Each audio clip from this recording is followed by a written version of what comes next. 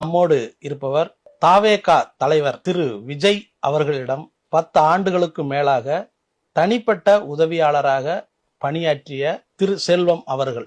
செல்வம் அவர்களுடைய இன்றைய சூழல் மிகவும் கவலைக்குரியதாகவும் இருக்கு. அது ஏன் கவலைக்குரியதா இருக்கு அப்படிங்கிறத திரு செல்வம் அவர்கள்ட்டே நம்ம கேட்டு தெரிஞ்சுக்கலாம். அது ஏதோ என்ன தெரியல, பேசி முடிச்சிட்டாரு. டம்முன்னு கதவு சாதி அடிச்சுட்டு உட்காந்து சாப்பிட்டாரு.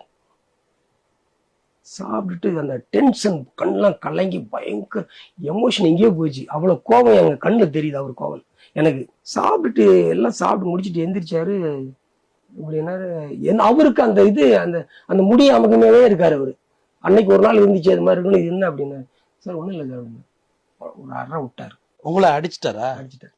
நீங்க விஜய், நான் செல்வம். நைட்டு 12 மணி, யாருமே கிடையாது. காக்கா சவுண்டு கூட உள்ள கேட்காது. 2 பேர் தான் நிக்கிறோம். சோபாவில் போய் பொத்துன்னு விழுந்தேன். திகைச்சிட்டேன். ஏன் நம்மளை அடிக்கிறாரு? நம்ம ஒரு தப்பும் பண்ணலையே.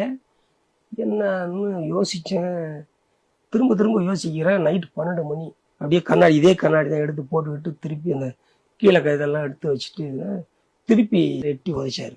அதெல்லாம் சொல்லக்கூடாது. என்னுடைய வறுமை இதனால என்னன்னு பரவாயில்ல, நான் உண்மையை சொல்லித்தானே ஆகணும். இது பொய் கிடையாது.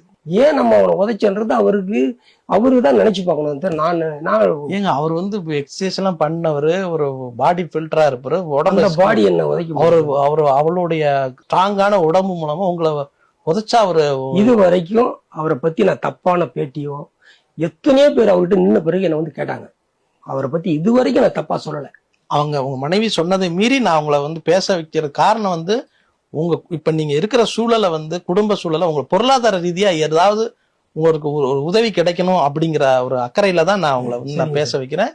விஜய் மீது நமக்கு எந்தவித காழ்ப்புணர்ச்சியும் இல்லை. ஆனால் அஜித் அவர்கிட்ட வேலை பார்க்கிற பணியாளர்களுக்கு, வீட்டுல வேலை பார்க்கிறவங்கள்ட்டையும் தனியா வீடுகளே காலனி மாதிரி கட்டி கொடுத்து அவங்களுடைய குழந்தைகளுடைய மருத்துவ செலவு, கல்வி செலவு இது எல்லாத்தையும் பார்த்துக்கிட்டு இருக்காரு.